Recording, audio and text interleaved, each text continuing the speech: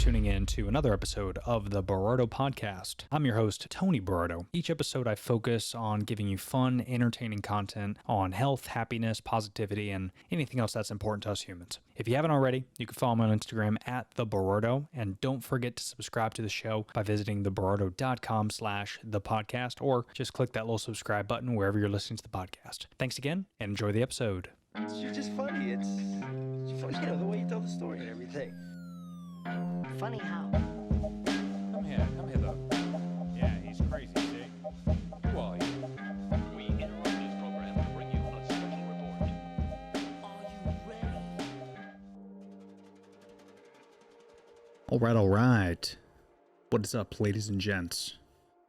Hope all is well.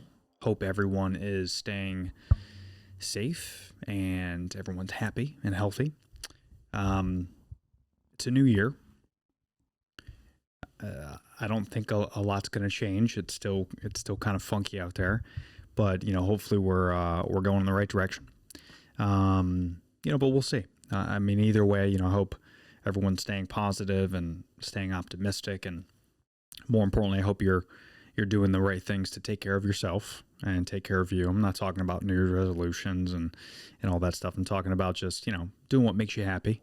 There's not a whole lot of things we can control in this life. I think that's plain to see kind of what's happening with COVID and the future of local businesses and different things that we're all accustomed to and used to.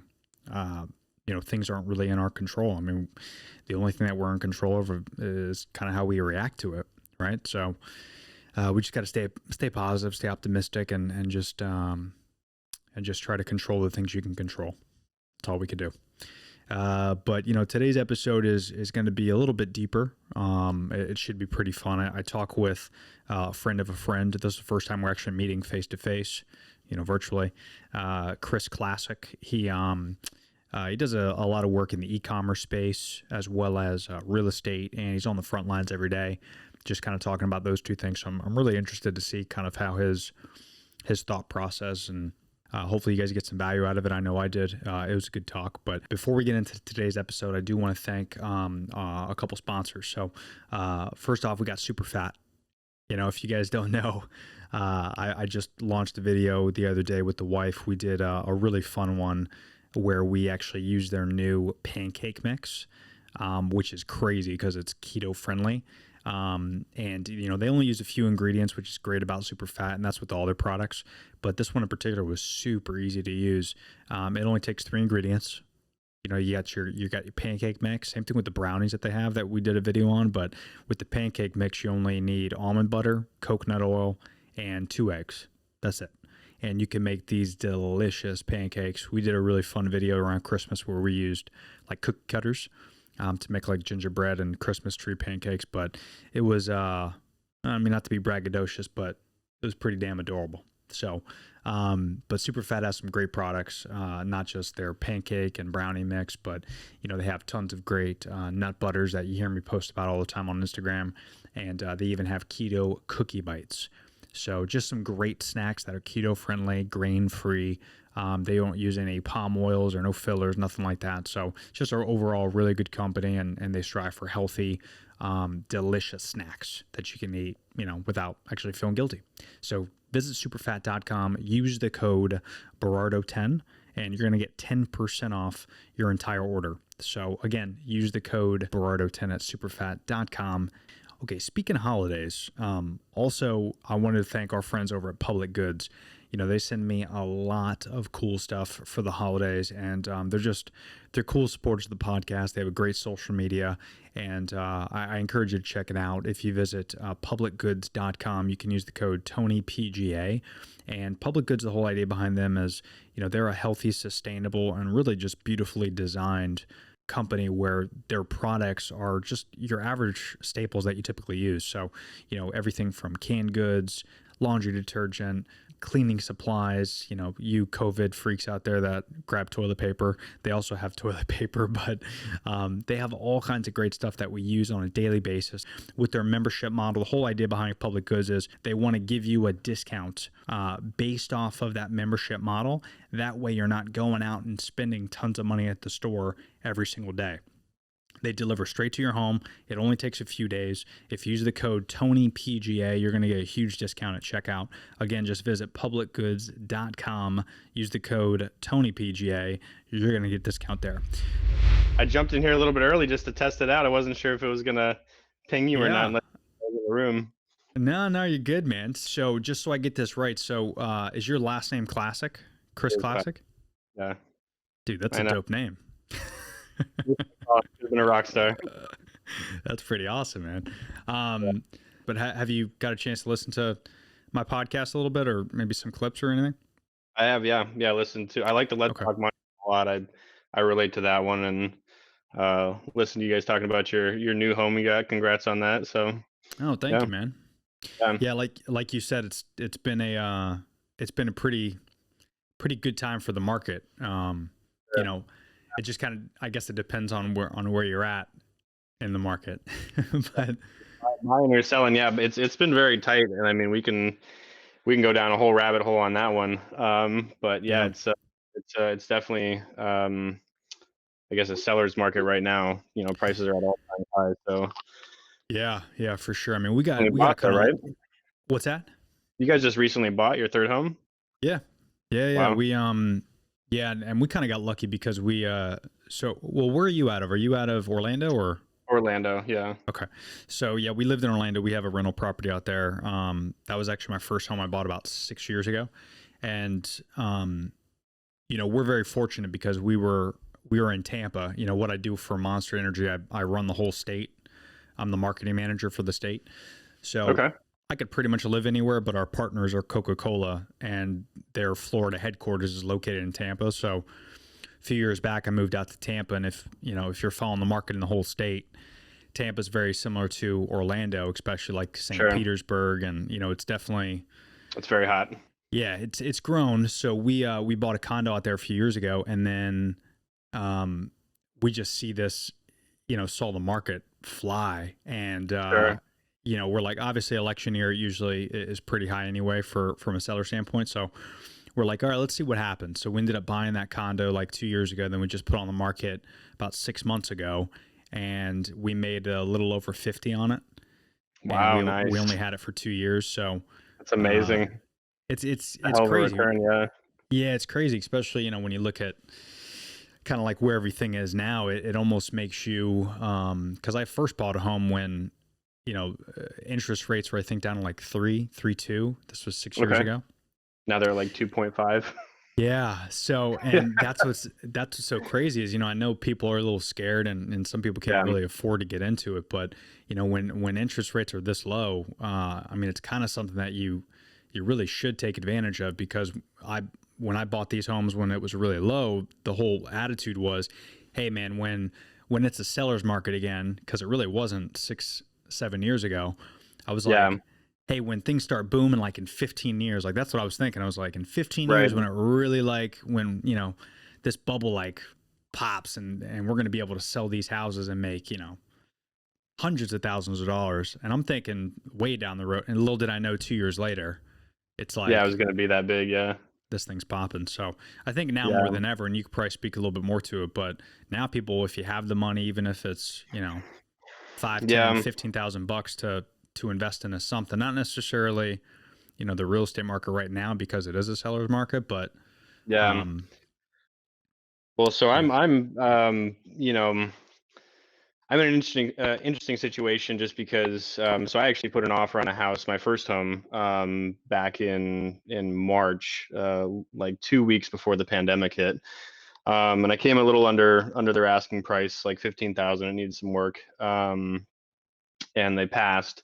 Then I never countered again because the pandemic started coming out, and I was like, well, let's kind of see what happens. So I ended up holding off entirely, and I watched the market every single day, locally, and in other areas as well, but primarily, kind of in like the greater Orlando area. And the supply is just so insanely low right now, Right. that there's so many people just competing for homes. There was a house that hit the market, probably about a month ago. And I reached out to my realtor kind of like the day after I think it hit the market. It was like a 3-2 pool home, really nice with a big yard, which is Nice. kind of which is kind of what I'm looking at, like kind of in the like between like the 300,000 and 400,000 range. And it came out for like probably like 315 or something like that. And the day after it came out, I reached out to my realtor and I said, hey, what's up with this house? And he contacted the agent that had the listing, and within 2 days it had 13 offers on it. So that's Holy just, jeez. yeah. So that's just like and again, it was a nice home, like it was nicer than Right. your average 3-2 pool home. So he said that they had intentionally priced it that low to Get create a a lot of bidding war. offers. Right. Yeah, because there are so many people that are looking at that type of a house right now, and there's just such a limited supply. So I've been doing a lot of research personally on it, and I'm kind of curious to see what's going to happen next year with the pandemic and everything. I mean, we've got Yeah. mortgage forbearance supposedly coming up here, and I mean things are kind of, I don't know. I mean, who knows what's going to happen? Honestly, I have no Yeah. idea what's going to happen. So I'm just sitting on my cash, making, money in the stock market with it, just sort of waiting for the right Sure. time to pull it out and put it into real estate. So, yeah. Yeah. Yeah. No, good call, man. And yeah, it is kind of funky because I mean, it's definitely a seller's market, but the interest rates are so low. I know. But the challenge is like, and I had this conversation with a buddy of mine, and he's really wanting to buy a home, and I'm like, yeah, but listen, I get it, but now more than ever, I mean, unless your job for sure is secure, and we don't know what the economy is going to look like in 2-3 years. We don't know if you buy a home now and you want to sell. I mean, you might not be able to sell for another 5-10 years. I mean, you look For what sure. happened in '08. People weren't really getting back into the swing of things till like 5, 6, 7, 8 years later. So Yeah. um, you know, I kind of had this conversation with a buddy a little bit, and he's like, yeah, I want to buy because their interest rates. And I was like, yeah, but you also got to remember the price is high, right, of homes, Sure. because the demand is there. So 2 years ago, you can get away with buying a home for 270 that now is going to sell for 360, 400. Yeah, exactly. Yeah. And it's almost like back when our parents, you're 35, right? I'm Is that what you said? 35. It's funny. My girlfriend and I literally just had this conversation this morning because her mom is asking her the same questions, like, why don't you guys own a home yet? Stuff You know like where I'm that. going with it, yeah. I know, literally the same conversation. It's so funny. She was having this talk with a friend of hers or something about it, and like when they put a down payment on their house, her parents still live in the same home that she was born in. 35 years they've been in that house. Right, When they put a down payment on it, it was I think $9,000. And I mean now that same house, a down payment is going to be 50,000 easy. right. So yeah. Well, and interest rates were back then were 15%, and Holy cow. 10 to 15%. But again, the whole house was only Sure. 30 to 50 grand Fraction for of the like cost. Yeah. for like really nice house. So it's almost like, yeah, interest rates are low, but you're gonna have a 30-year mortgage and you're gonna be paying Mhm. 2-3 grand a month. It's almost like you wait a little bit. And I hate to say it, but if something does happen like in '08 where there's a crash and you have the capital and you have the money, you wait until the Yeah. market tanks. And even if interest rates are at 5 or 6%, you're spending $100,000 less on a home than you were, Right. when interest rates were low. So it's all relative. I mean, I think what's the math on interest rates? What is it, like 100, $200 a month each point or something like that? Pretty much, yeah. That's Yeah, usually about right. So I mean, it's again, the interest rates are so low right now, right. and I mean, if you look at it long term, the amount of money you're going to be spending on interest is just, I mean, it's next to nothing. So I mean, it makes sense to buy, simply based on that, but it's just so hard to, Come up with that dough. yeah. Well, the thing is, like, because I mean, now, I mean, you can put as little as $10,000 down on a house or something like that. I mean, granted, your monthly payments are going to be a lot higher, but I Sure. mean, you don't have to come up with a ton of money for a down payment. It's just, my fear is that most people that put money down to just sort of buy might not be able to make the payments. Right. This is kind of what happened in 2008. People were just buying up properties left and right, and all of a sudden they couldn't Couldn't afford to afford pay it. for the properties. Right. Exactly. Yeah. So Yeah. so, That's the again, fear. I Yeah. don't know. I don't know what the right or wrong is. Like, I mean, I'm kind of, I mean, it's a double-edged Yeah. sword, I guess you could say, because like, I mean, you just bought, like, I'm waiting. You Right. could be 100% right, and I haven't bought for the last couple of years, and I'm wishing I had. I wish I had bought, 3 years ago, because it would be worth $50,000 more right now, but I didn't. So Yeah. I don't know. It's all. I Yeah. don't know. And it's I mean it's tough. that's a good point. I mean, it is a double-edged sword because for me, I mean, the only reason why we bought this third home was because we knew we were going to sell another, and we just pretty much took all that cash and put it to the principal of this one and pretend like it didn't exist. Yeah. So, we're fortunate enough to where we did it. But this is where like that same buddy I was having the conversation with. He was the one 5 years ago that was busting my balls that I wasn't going out and partying all the time, and I was sitting home and saving my money. And it's because I knew 5 years from now I wanted to either buy multiple homes and sell them, or buy them and rent them Yeah. out, or I wanted to have some capital. So I think this COVID thing at least has taught me a little bit more of being frugal Sure. and Yeah. looking more for the future. And hopefully a lot of people are in that mindset now. Yeah. So, For sure. but before, obviously we can get into rants and stuff like that, which I love doing.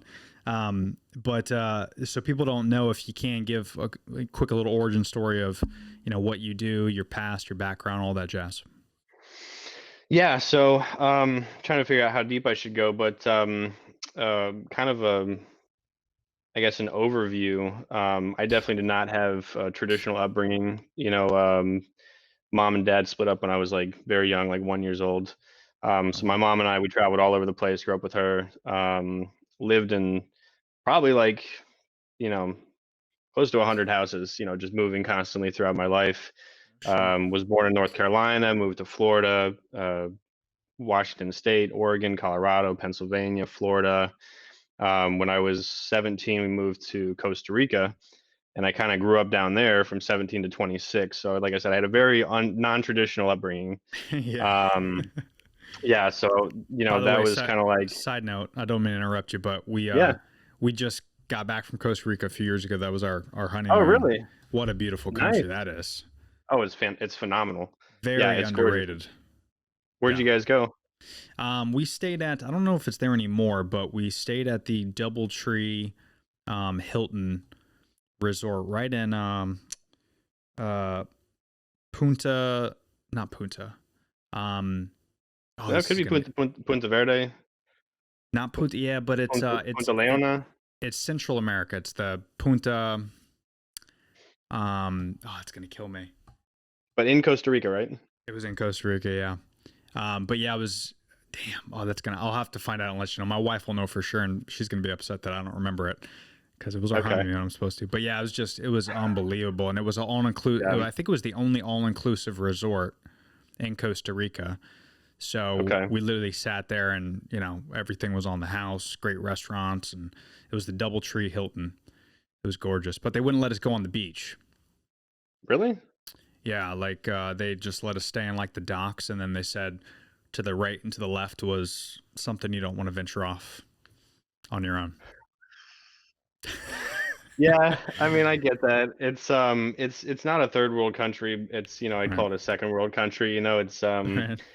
It's definitely interesting. And like I said, we can kind of, there's a whole tangent we could go off on that, but so I guess I was there from 17 to 26, and I came Wow. back here um to Pennsylvania for a brief period, and then back in Florida. So I've been in Florida since 2011, but like I said, I had a very non-traditional upbringing. I went to college for 2 semesters when I was like 28 for graphic design. Decided it wasn't what I wanted to do, and that was kind of that. So Hmm. right now I work as the director of IT recruiting for Vaco, this company right here. It's a staffing company here in Orlando, Oh, and cool.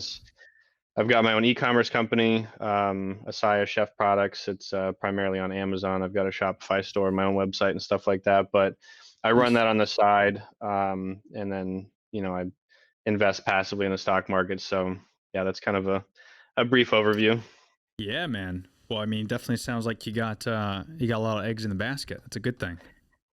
Do a lot, yeah. I mean, it's I think it's super important. And that's something I've learned. I wish I learned that earlier on in my life. Like I Yeah. said, it was kind of, there was a long period when I was younger where I was just sort of like trying to figure out, what I was doing, with myself. And honestly, I really probably didn't get started on the right path until, my late 20s or something like that. So, Hmm. you know, everything that I've built has been, more recent, and I wish that I had that knowledge, back when I was in my early 20s.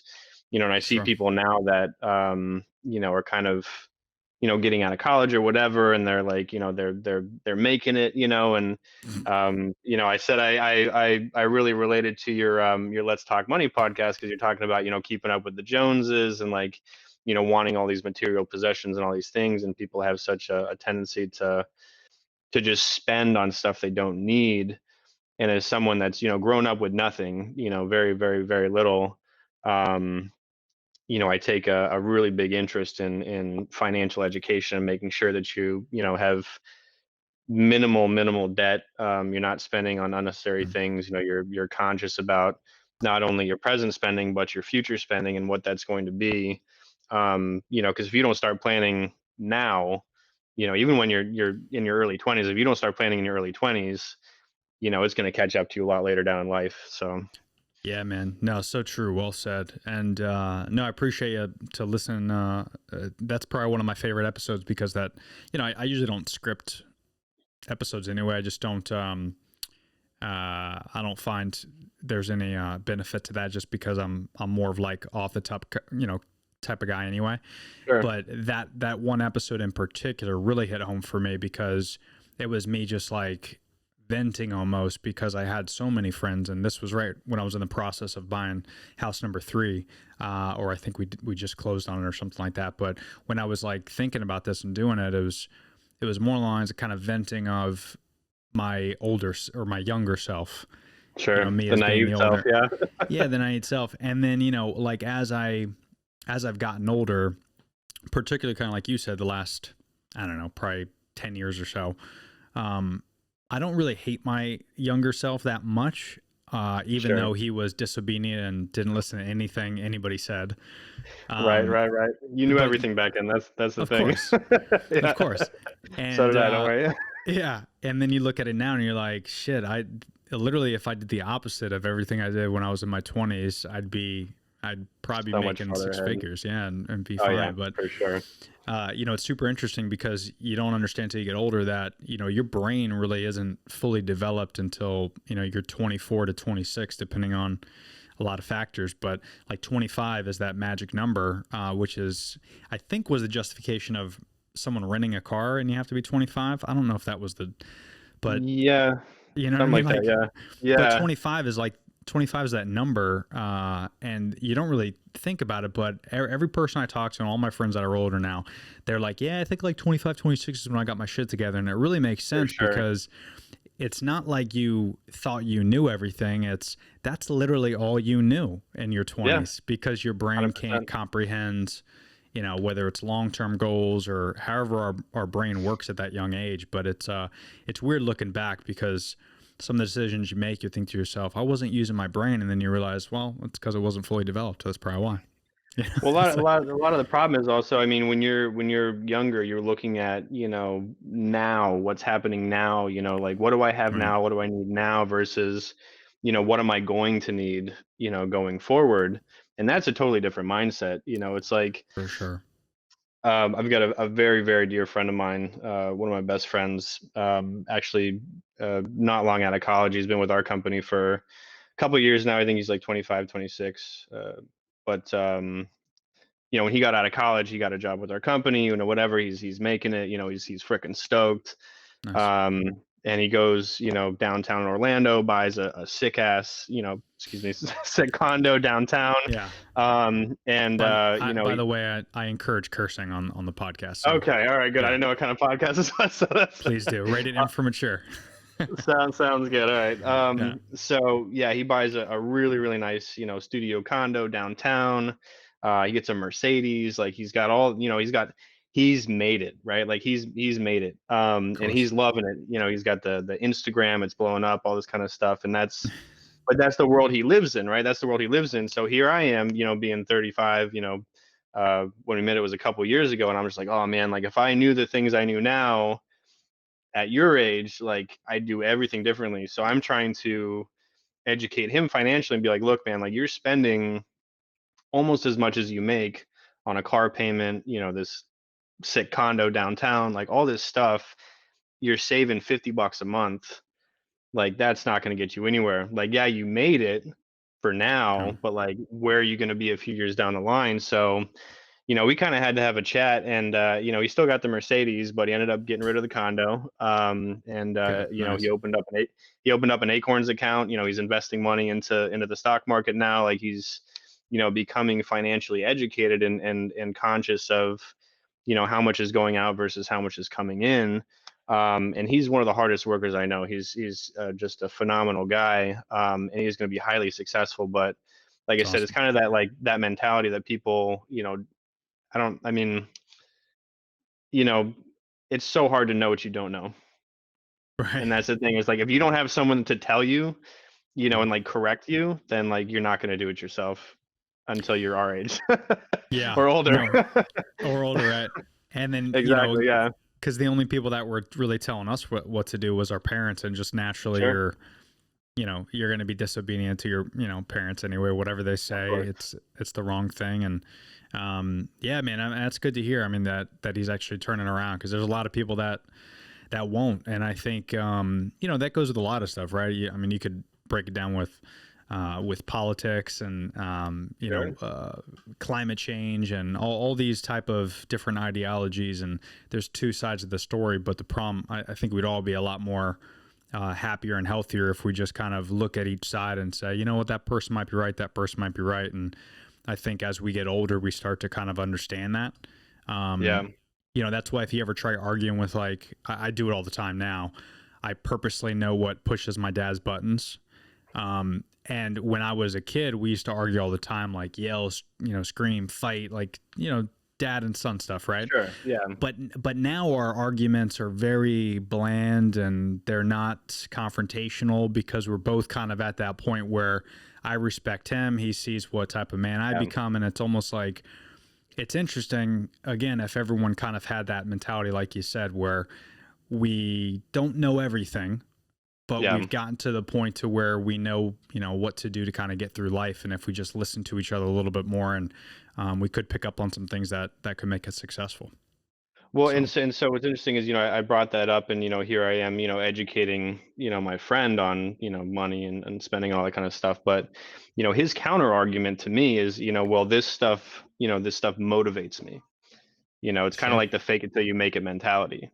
Mm, So like I can see his argument as well. Like you want to, have that image, portray that image, feel that way, so it drives you to, make more money, to continue to feel that way. So like I sure. said, I see both sides of the argument, Yeah. 100%. And just for me as a person, I can't go out and mentally justify buying, a Porsche or like an expensive car with an expensive payment, even though I could.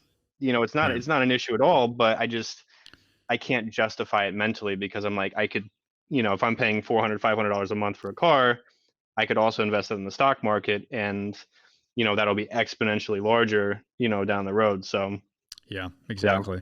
And, even the little things, like, now I'm at the point, and I think, again, a lot of this has to do with COVID, but, I used to go out all the time, and just for the social aesthetics of it, used to have, a couple drinks with my wife, maybe, a couple friends, we go on a double date, yada, yada, yada. And I think we're more attracted to the aesthetics and the sexiness of going out to the new restaurant and posting a picture, and Sure. trying the new drink with the basil that's coming out of it, and like all these, cool, Right. exciting things. Because it is cool, it is exciting, it looks great on the gram. I admit, I'm a Yeah.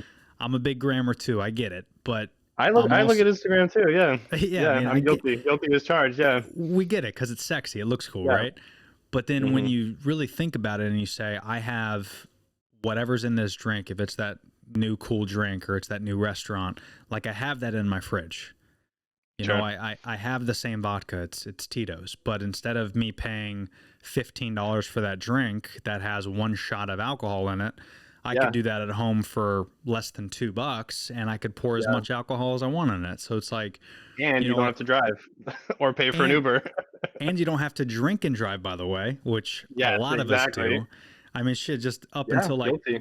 up until like 5 years ago, I mean, I even have like a glass of wine, and occasionally, you know, I might drive and stuff, and I catch myself every now and again. I'm like, shit, I'm like, what am I doing? You know, I have wine at the house. Like, why am I driving? Because even if you get pulled over, God forbid, you get someone hits you, you know, Yeah, you're risking so much. And I think everything, everything, man, and we're so. everything. Yeah, The best way to describe it is, I think all of us humans are so short term thinking, and yeah.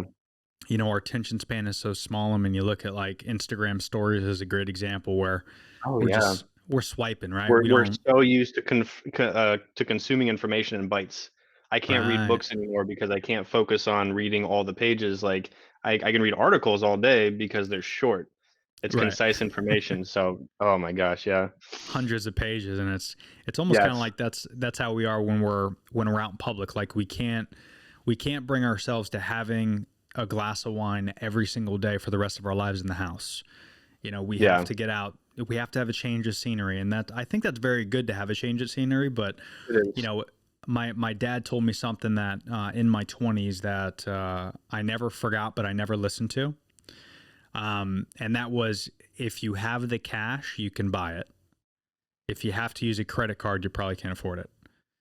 Hmm. And Interesting. I live my life like that now very aggressively, because if you're buying a car cash and then you're using your credit card to make your monthly payments, you got a problem. Sure. Yeah. You know, so you should only spend the money that you actually have instead of borrowed money. And I think that goes to your original point earlier, which is, you know, getting people out of debt. Well, credit cards are great because they can establish credit, which is good, but you know, you don't need 10 credit cards that have a limit of $10,000 each, and you know, Yeah. be close to 60%, you know, usage on each card. Like, you don't need that much shit, Yeah. No, it's you know? 100% accurate, and that's that's something I talk with about with a lot of people about is just making sure you're spending wisely.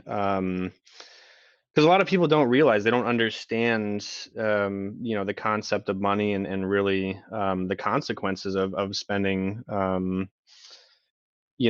irresponsibly. So and it's hard, it's very hard to control sometimes, because we have all these wants and needs and desires and things like that, and I want that, I want this, I want that, and it's like it's so easy to get caught up in that. Yeah. I've got friends that are just thousands of dollars in credit card debt, just because they just don't understand. They think, oh, I'll just buy it now and then I'll pay it off, and then it's like, oh man, like this happened, oh my car broke down, now I've got to pay that, and I don't have the money to pay off the credit card, and then it gets out of control, and you get hit with 28% interest, and it just spirals. And then Mm-hmm. I was listening to a Dave Ramsey podcast the other day, and there was a couple that was making, like, they were probably about 30 years old, I think. To combine, they're making like $220,000 a year, which is good, for a Yeah. couple at that age. They both got master's degrees, whatever, but they were I think they were close to $1 million in debt, Oh, between student Jesus. loans, car payments, house, just insane amounts of credit card debt, like, just, yeah. And it happens, I mean, that's obviously a worst case scenario, but, like, Sure. people kind of lose control. So I've made a very, very conscious decision to not have any debt. I'm 100% debt free. Nice. Granted, I don't have a college education, so I don't have college debt, which is, my girlfriend and I go back and forth on that all the time. She's got plenty of college debt, but a degree in psychology. I've got no degree and Yeah. no college debt. It's like, again, there are pluses and minuses to Yeah. both. Um, And by the way, you got a girlfriend that majored in psychology. That's a ballsy move, my man. That's Well, so on top of that, she's an animal trainer, so you can imagine that, Yikes. she's got all these commands that I'm sure subliminally I don't even know about, that she just like, Yeah. snaps her fingers and I'm like, yes. Well, not that, but you ever piss her off, man, she's gonna have like a line at the door. So Oh, you believe gotta me, be yeah, careful with that. absolutely. No, but I mean Um, that's a good point with college debt. I think, I mean, again, I didn't go to college either. I spent, I think, 2 semesters, if I remember correctly, in a community college. But I have a lot of friends yeah, that are still paying off colleges, or excuse me, their college debt, and they're my age. They're 35, so they're yeah, they're going on almost 10, 12 years paying it off, and yeah. these are master degrees and degrees in you know certain Advanced certain degrees, yeah.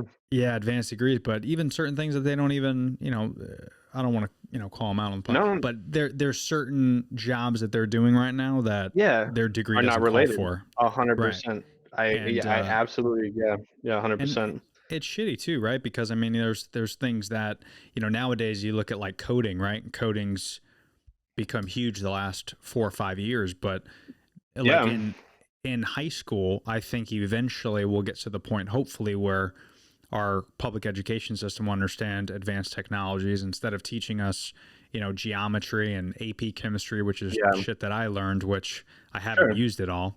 never. Even though it's good information to have at the time, but again, we have If you're gonna work resources that, for NASA or something, I mean, well, if you're gonna right, become an engineer, like you're gonna need to know like, high levels of math and things like that, but it's very totally, specialized. You know what I mean? right. That's very specialized. Like not everyone I use, you know, basic math, addition, multiplication, subtraction in my job, and that's it. So I mean, Right. I don't know. And listen, I mean, I think people don't want to have these conversations, but I think it's important that we really think like 10, 15 years from now, where, Yeah, you look at what school's been able to kind of do during this time of COVID and these Zoom calls and things like that. It's not ideal, and it's horrible for the parents. I have a lot of friends that have to juggle their job and also, kind of like be the teacher at home, but make sure they're on these calls and stuff. But let's be honest, I don't think the public school system is going to be as aggressive yeah, as it has been in the past. I think a lot of things are going to change, and I think the way people get educated is going to be different. I mean, I learned everything I know based off of trial and error. I owned my sure. own company for a You while. I got you learned gotta there. you gotta fail Yeah, hard. Yeah, you got to fail, and then also just do my own research. So if it's something you're yeah, passionate about, I think as a kid, if I was 15 to 18 trying to figure out what I want to do with my life, if I was able to choose what I wanted to do. So if I wanted to be you know, a damn TikTok star at that age, maybe there's courses people could take. Maybe they could spend their yeah, time doing that type of shit and, really focus in their years as a child learning what they want to do instead of, I don't want to say waste, because I think school was important socially, yeah. but I haven't done a lot of things or used a lot of things that I did, back in high school. So it's like, Yeah, well, so following the traditional path isn't always the right path. right, And that's for the that thing. And person. and and, Yeah. and so many people go down that path because that's what they think that they should do. And Right. that, society says that you should go to high school, you should go to college, you need to get a degree, you should probably get an advanced degree, otherwise you're not going to be able to get a job. So it's like, Mm-hmm. it's instilled in us that we have to follow this certain path.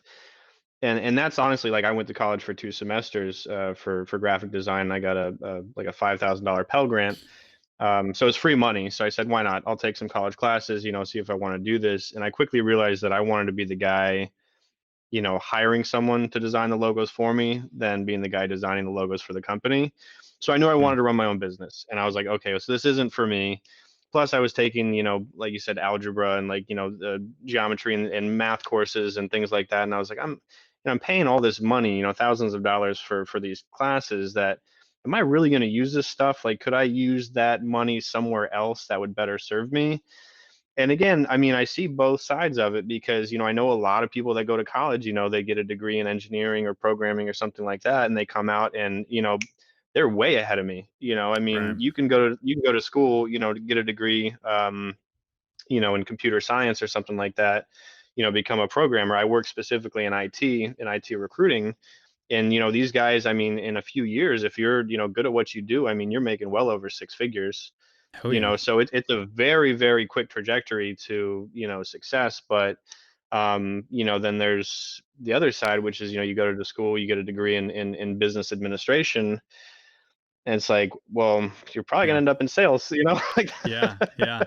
And so and listen, I mean, I've been in sales pretty much my whole life. I have as well. Yeah. Yeah, it's Yeah. unfortunate to where I think, again, getting taught at home and all these kids with these Zoom calls and stuff, I think parents hopefully are going to change their mindset, and maybe the public school system and the college educational system, because we know that's just a crooked, shisty organization. I mean, it's no different than hospitals, in my opinion. It I mean, is. it's very Yeah. very privatized, Yep. and they make way too much The big money. And money machine. Yeah. yeah, dude. And I mean, listen, I mean, just because one college has more money, like a Harvard or a Stanford or something like that, now you're telling my kid that if he goes to that school, it's going to cost him more money, but he's going to be more prestigious.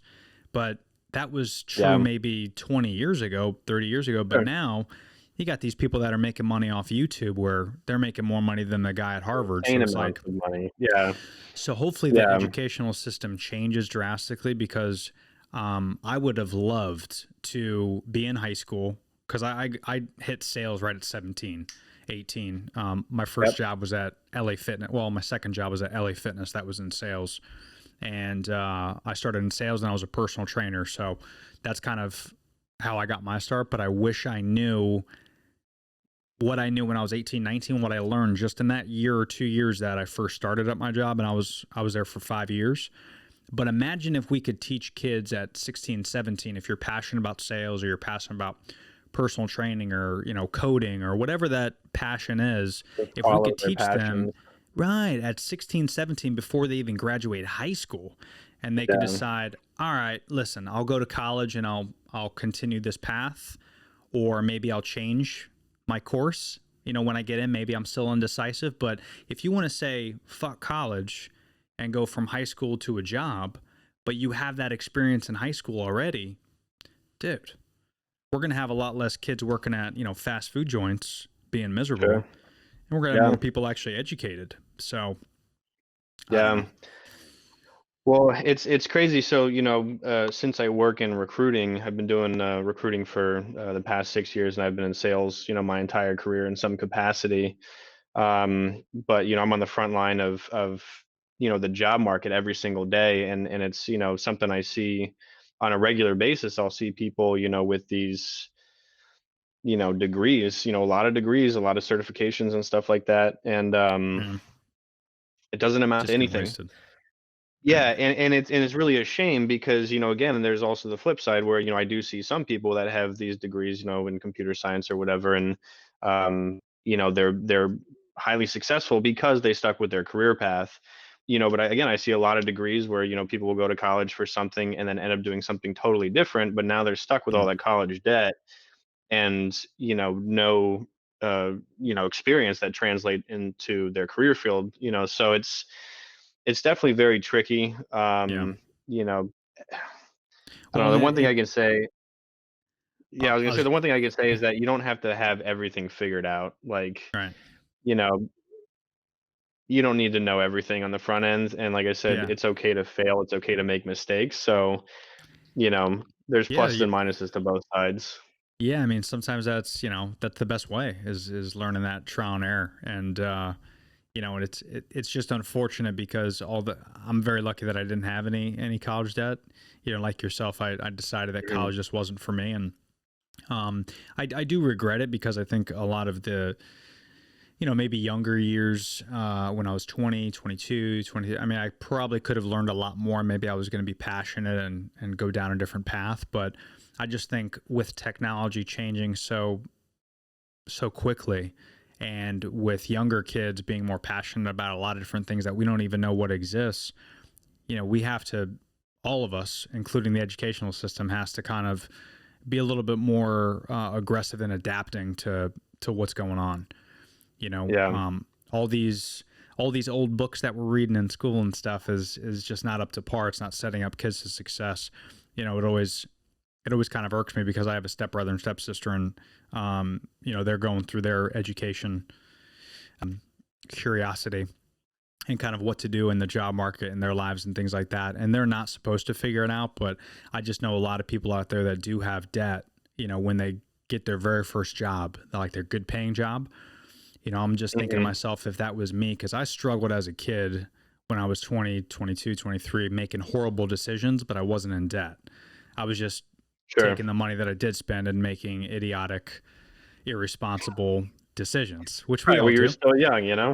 Still young. For sure. But Yeah. if I had debt on top of that, I just can't imagine the type of stress that, kids go through. And I would imagine that a lot of that leads to maybe drug abuse, maybe spouse abuse, depression, suicide. I mean, there could be a lot of variable factors that, because let's be honest, I mean, we could say money's not everything, but it is. I mean, unfortunately, we're in a situation where if you have $20,000 in your bank account and all your bills are paid, you're going to be less stressful, most likely, not everybody, but you're going to be less stressful than the guy that's, in debt, paycheck to paycheck, his car is breaking down.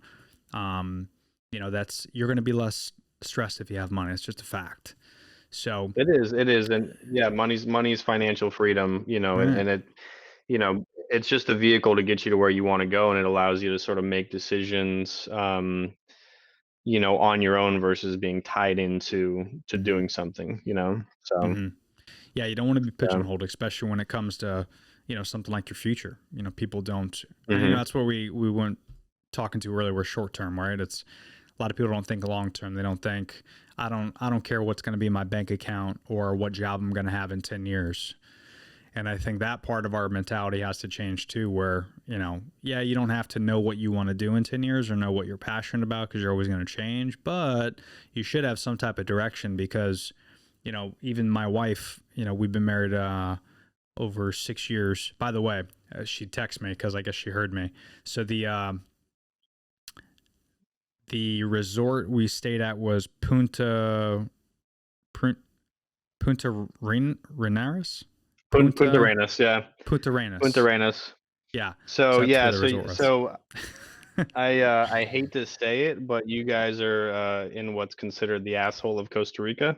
Oh yeah. That's Punta Arenas. So yeah, so well, I can understand why they didn't want you to go outside the resorts. Yeah, we definitely got a great deal on that for sure. I believe it, yeah.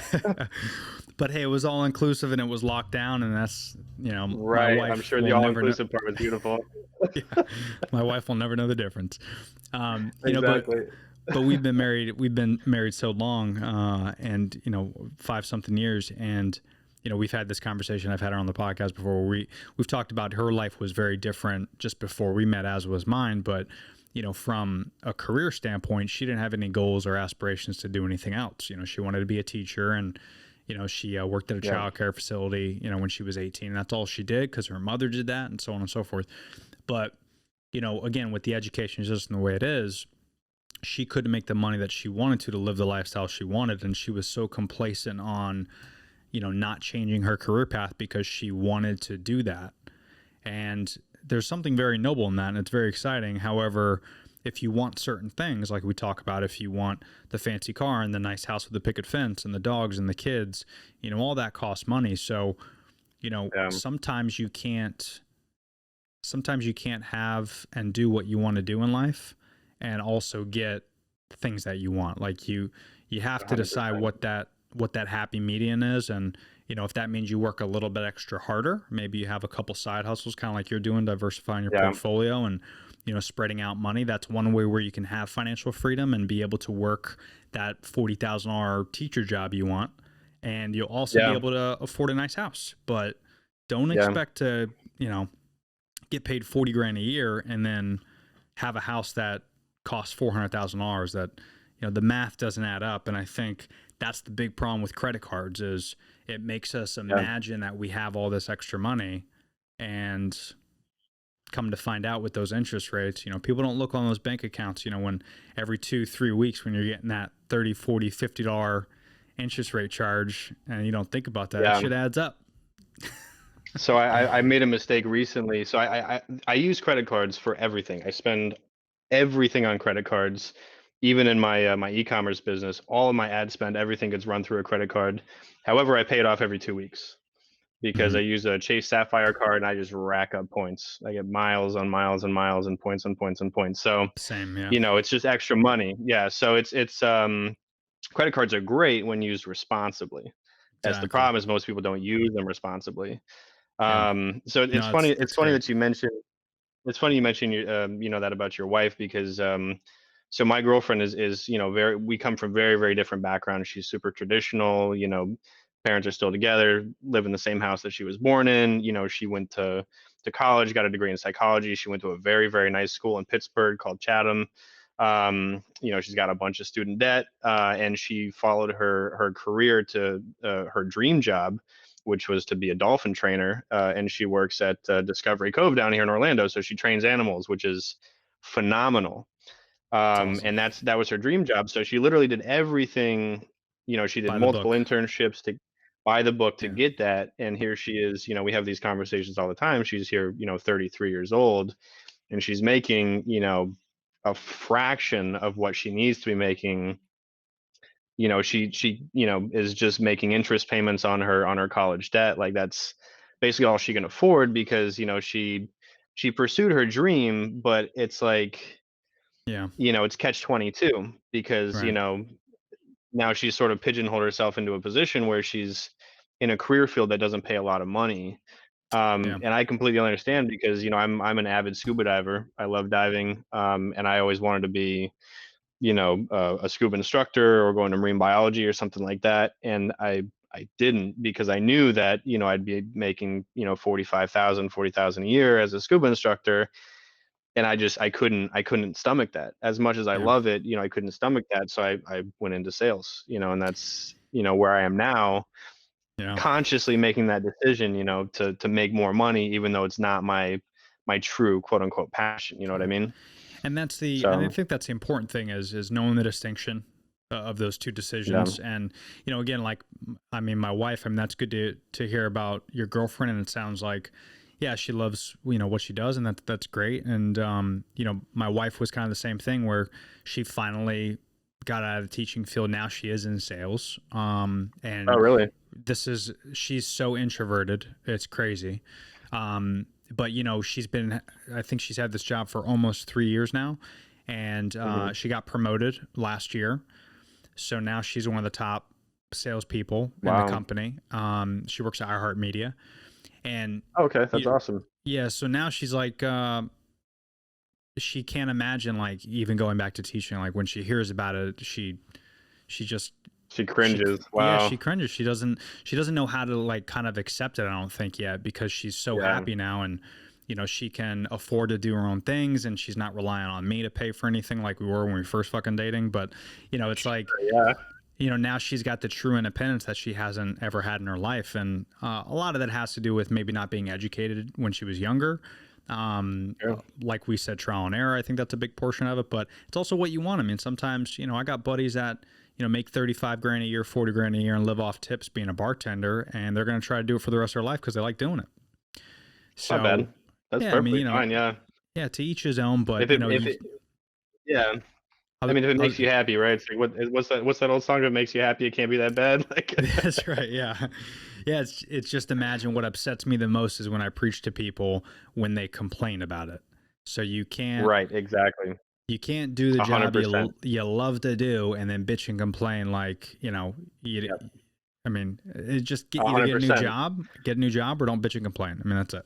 Well, You and know, that's up to you right. to change that. You know, I mean, there's you know everyone has options. You know, and I Right. hear people all the time. Oh, I can't do it. I don't know how to do that, or I'm not, you know, tech savvy, or I'm not financially savvy, or it's like I'm not Yeah. either. You know, Yeah.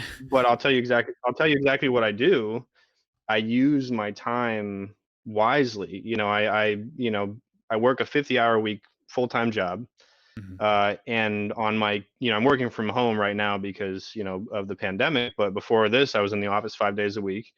And I'll be going back in next week. But on my commute to work and my commute home, I listen to podcasts, I listen to YouTube videos, and I taught myself how to build a brand and, have products manufactured in China, and start an entire e-commerce company through watching YouTube videos, on my commute to and from work.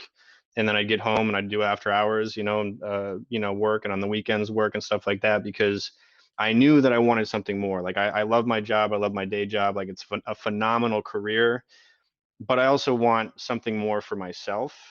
Yeah. And I also wanted more financial freedom, and I wanted, independence. I'd love to be able to say that, one day I own my own company and that I'm, you know, working for myself, you know?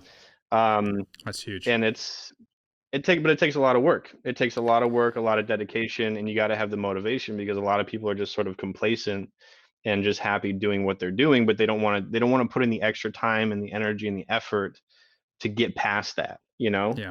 and Exactly. they're stuck. Like you got to find that within yourself to push yourself to do that. So Yeah, and that goes with everything, and we have to.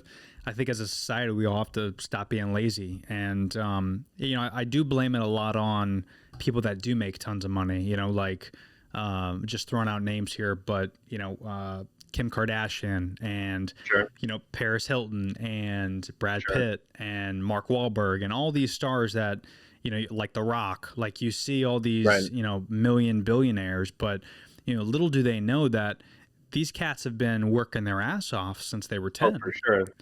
Yeah, The You Rock look at, didn't start from the top; he started from the bottom. yeah, man. So it's like, you're, if you're 25 years old and, you're making 40 grand a year and you want to make more, but you're not on the path to make more, you got a problem there. You can't really, that's Yeah, like The Rock saying when he wakes up one day at 25, if he's like, all right, now I'm going to start going to work. And then if he started going to work, he wouldn't be where he's at now. The reason he's at where no, he's at of now course is not. because he's been doing it for 30 something years.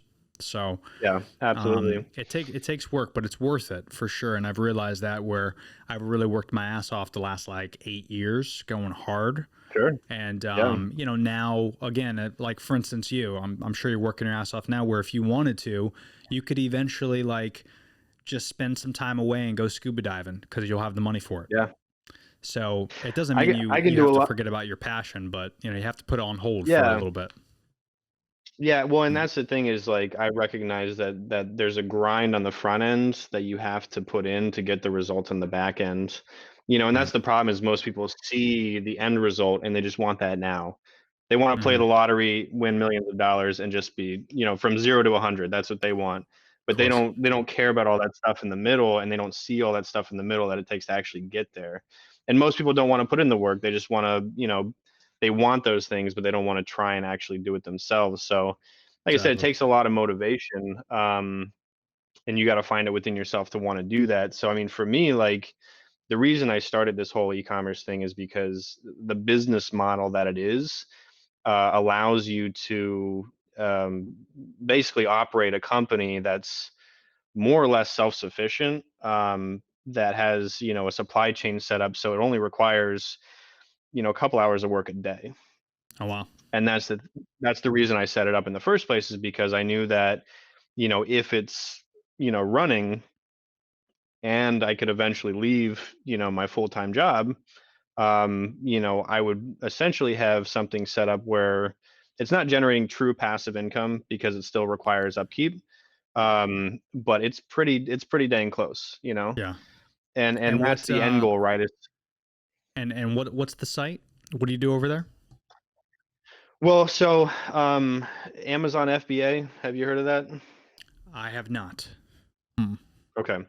So we're gonna have to do an entirely different segment on Amazon FBA, All because right. I'm gonna take you down. I'm gonna take you down the rabbit hole. We'll schedule another podcast, and we'll go deep on this. I love it. So in a nutshell, what it is so like I said, I started by watching YouTube videos, and there's a ton of content out there. I Hmm. probably watched like 200 hours worth of YouTube, content just on my commute to work, and whatnot, just Put in consuming, the consuming, grind. consuming. Yeah. Yeah, exactly. You don't have to watch that much content, but I invested fully in it, because I knew what I wanted to do, was to create financial freedom for myself. So, long and short of it, Amazon, obviously biggest e-commerce platform in the world, massive organization, that just is a one-stop shop for pretty much everything. Oh yeah. And it's the biggest platform for individual sellers, for individual businesses. Most of the products that you buy on Amazon are being sold or manufactured by people just like you and me. You've Really? got your big, yes, 100%. You've got your big brand names, your Nikes, your, whatever, stuff like that. A large majority of the stuff, like 80% of the stuff, is made by people running individual small businesses. And most people Well, don't know that. what I was gonna say, because I've read a bunch of stuff on there, and I probably do know what you're talking about a little bit, just not familiar with the name. But essentially, it's Sure. the new eBay. More or less, yeah, Yeah, exactly. That's exactly what it is. I mean, you just can more. literally, Yeah, yeah. Well, definitely the thing more. is, they have, More. More. What's the word I'm looking for? There's more validity in it. yeah, Because well, eBay, when yeah, you think exactly. eBay, Well, you always think of like shiesty people in the garage, yes, but Amazon's the yes. middleman that kind of does the delegating and the managing of it, which is great. That's exactly right. So basically what it is, you can, if you have a product or something like that, let's say you sell, camping hammocks, or let's say you've got Berardo merchandise, right? Yeah, yeah. Yeah. So I mean, you can sell your Berardo merchandise. So literally all you do is FBA stands for fulfilled by Amazon. So, you create a seller account on Amazon's platform, you ship your products into Amazon, you create a product listing for it, people go on Amazon, they see your product, they buy it, Amazon ships it out.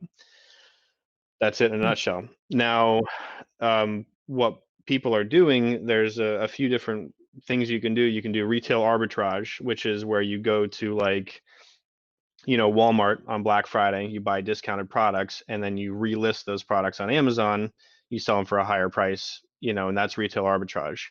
There's wholesaling, which is where you're selling, bulk products, and what I do is basically private labeling, where I started my own brand. Have you heard of Alibaba, the Alibaba. That sounds Chinese familiar. Ali, Yeah, yeah, yeah, yeah. Chinese mega giant e-commerce company? So Yep. they're more or less the Amazon of China. But so Alibaba is a massive directory of manufacturers. China is just a manufacturing machine for anything and everything, and Alibaba is a place where you can. Um, I wonder if I can screen share with you right now and just kind of show you something. I don't have it Is set that up, but that doable? was no. I Okay. I could share Like I said, with you, but yeah, yeah, yeah. okay. Like I said, we'll have to do another episode where I'll take a deep dive into this and kind of show That'd be you great. the logistics behind it. Yeah, yeah, that'd be Because cool. basically it all starts with product research. There's software out there. I use a software called Jungle Scout. Essentially what it is a Chrome extension. You pull up any page on Amazon, any product page. You run the Chrome extension, and within like 10% accuracy, it'll tell you what every product is selling on that page. So Hmm. like let's say you pull up a page with camping hammocks, you've got 20 different listings of all these camping hammocks. You run the Chrome extension, it'll tell you this one's selling 20,000 a month, that one's selling 15,000, that one's selling 10,000, 5,000, whatever. So you can analyze an entire marketplace and see, okay, this is how much, this product is selling for. This is the volume per month that it's selling, and then you basically just sort of reverse engineer and figure out, okay, how much is it going to cost me to get a product like this manufactured? Right. And that's when you go to Alibaba, which is the entire database of manufacturers. You type in camping hammocks on Alibaba, you literally get 100 manufacturers that make these camping hammocks. You can customize stuff. You can have a graphic designer do a the Berardo logo or something like that. Slap it Yeah. on it and And get you're just a sample, making test it, whatever. And you your start own brand. production. You make your own Yeah. brand, exactly. So I have a brand of products for chefs, and that's kind of the niche that I got into. Again, it was all based on market research and analysis. And I mean, people get into anything. I've jeez. So I've got 4 people that I know that recently exited their companies. So there's, again, we can do a whole dive into this, but um, a big thing that people do is they'll build an e-commerce brand over the course of 2, 3, 4 years, Hmm. get up a bunch of reoccurring revenue, and then flip and sell the brands, for 3, 4 times multiples. So I've got a buddy that sold his brand of whiskey glasses. He had like 10 different types of whiskey glasses on Amazon. Yeah. I think he sold it for like under $2 million. And Oh that was shit. after probably like, yeah, that was probably after like, I think he built it for like 3 years. Wow. And then exited the brand, and now he's just looking at building a different type of brand. Um, I've Man, got that's another wicked. buddy that, yeah, I've got a buddy that had a brand of like baby safing, house proofing products for babies. You know what I mean? Oh Like, yeah, like, sure. yeah, baby proofing. Yeah, exactly. He had a whole brand of like that stuff. He exited his company for a few million. I think Wow. he probably ran that for about 5 years.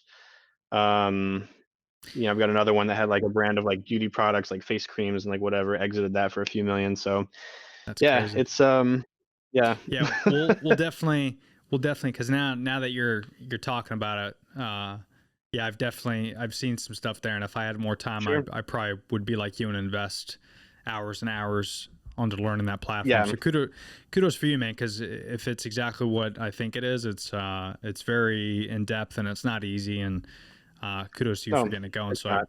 I wish you the luck on Yeah, that. But yeah, we'll definitely do a podcast on that. That'll be fun for sure. for sure. Yeah. But if people want to buy your products or check it out, where can they go? You got a website, or is it through Amazon only? Yep, I do have a website, asaya.store, ASAYA, and then you can just look up, the brand Asaya on Amazon, and the products will Tight. come up. Yeah, And yeah, listen, I mean, that's where the world is right now, e-commerce, right? So uh, yeah. a lot of people might be listening to this very similar to the same people I have chats with all the time that ask about my podcast, and they go, "Hey man, how easy is it to start a podcast?" And I go, "Well, dude, it's easy to do anything. You Sure. know, it's you just got to put in the time to do it." And they're like, the next thing they go, "Well, there's just so many podcasts out there. How do you know people are listening?" And I go, I mean, dude, that's like saying there's too many things on Amazon. Like There's a lot of stuff on Amazon, but there's a there's lot still of room for stuff on. more, though. Yeah. You can easily put more shit on Amazon, and there's so Mhm. many. And I always tell them, I go, yeah, there's a lot of podcasts, a lot of products, yeah, but you know what? There's more of humans, and humans Yeah. have a shelf life, and more humans are getting created every day, every minute. So more people are coming in this world. So it's like you got to take advantage of what's going on. And right now, it's e-commerce, it's audio, it's video, it's content. Mhm. And you got to take advantage of that stuff now. And then when things do change, maybe it doesn't. Maybe e-commerce in 10 years is like poof, and it never happens. And Who then knows? now there's this new thing that comes out. Well, that's when you got to shift, and you got to bring your attention to that. So Yeah. Don't be the blockbuster. Make sure that's you pivot right. when the pivoting is right. That's right. I mean, hell, Yeah. I got a couple buddies that own some bars and restaurants in Orlando, and shout out to my boy Zach, Joey, and the guys at Gnarly Barley. I don't know if you've ever been to Gnarly. I haven't, But but I'll have to check it out.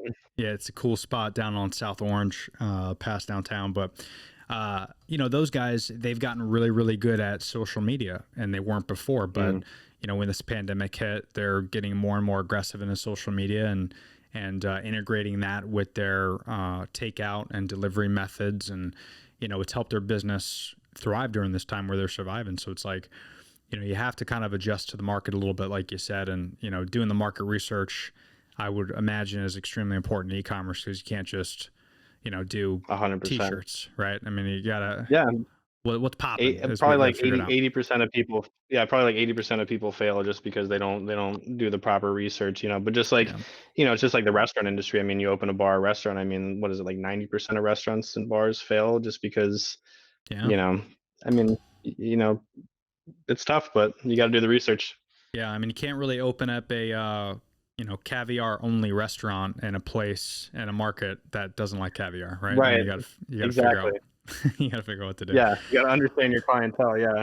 That's right. But no, Chris, listen, I know there's a lot more we got to talk about, and I appreciate you coming on. We're already at almost over an hour, About an bro. hour. Yeah. It's been a long conversation. Yeah. Yeah. No, which is great, and that's what I love about podcasts, because people could turn it off when they step outside, and then when they get back in their car, pops right back on again. So Yeah. Well, you look at Joe Rogan. I mean, he talks for like 2 hours at a time just because he got so much stuff to talk about.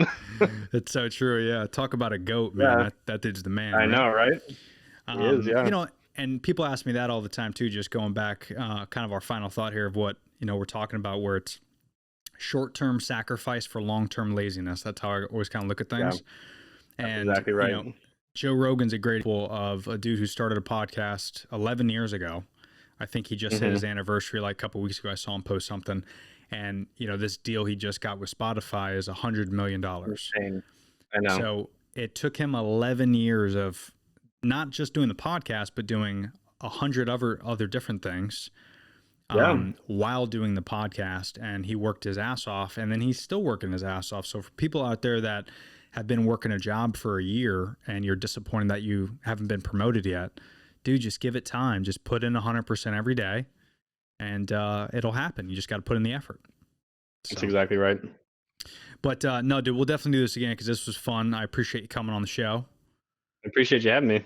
No, man, absolutely. And I put it on the bottom, but if people aren't watching this on YouTube, it's going to be available everywhere. But for people just listening, where can people find you, your Instagram, all that jazz? Give a shout out there. Yeah, so my personal Instagram is 9 to Freedom, like spelled out.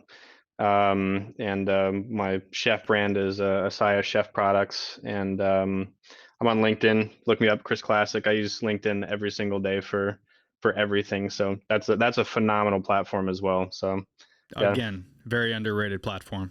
That's cool. Yes. Yeah. Yeah, people need to look at that, especially if you're looking to grow in a career too. There's a lot of great info there. So absolutely, yeah. Well, Chris, you've shared a lot of cool knowledge, man. I enjoyed talking with you. I'll shoot you a note after this, and we'll set something up. We'll get chatting again. But again, thanks for coming on the show. I appreciate it. Thanks, Tony. All right, dude. Enjoy your week. Talk to you soon. See ya. Peace. Ladies and gents, that was Chris Classic. Really enjoyed talking to him. Really cool guy, easy to talk to, very knowledgeable on a lot of different things with the e-commerce space and real estate and finance and saving money. And just like we talked about on the show, we all go through trying times, right? Sometimes it's we get challenged and it's tough, but we got to power through and we got to know what we're passionate about and do our research and educate ourselves. So I hope you guys got some value out of that podcast. Again, I know I enjoyed it. Special shout out again to our sponsors over at Superfat. So check out Superfat. These folks have been extremely supportive throughout the entire process of my podcast here. It's a keto friendly and vegan friendly company. Check out superfat.com. You can use the code Berardo10 and you can actually use that at checkout and you're going to get 10% off your entire order. I also do want to thank Public Goods. Public Goods, very similar to the type of products that you see everywhere. I mean, candles and, they have toilet paper, toothbrushes, toothpaste, hand soap, canned goods, just a plethora of products. They're all healthy, sustainable, and they just look really, really good. These are the type of products that you can actually keep on your counter, keep in your pantry, and it'll look super sexy and clean. With their membership model, the whole idea behind Public Goods is they want to give you a discount based off of that membership model. That way you're not going out and spending tons of money at the store every single day. They deliver straight to your home. It only takes a few days. If you use the code TonyPGA, you're going to get a huge discount at checkout. Again, just visit publicgoods.com. Use the code TonyPGA. Folks, can't thank you enough for tuning into the show. I do want to thank again Chris Classic. Chris, thanks for coming on the show, but appreciate you. We'll definitely have to do that again. But like always, if you haven't already, be sure to subscribe to the podcast, theberardo.com/thepodcast, or you can just click that little subscribe button wherever you're listening. Thanks so much, and we will talk to you soon. Peace.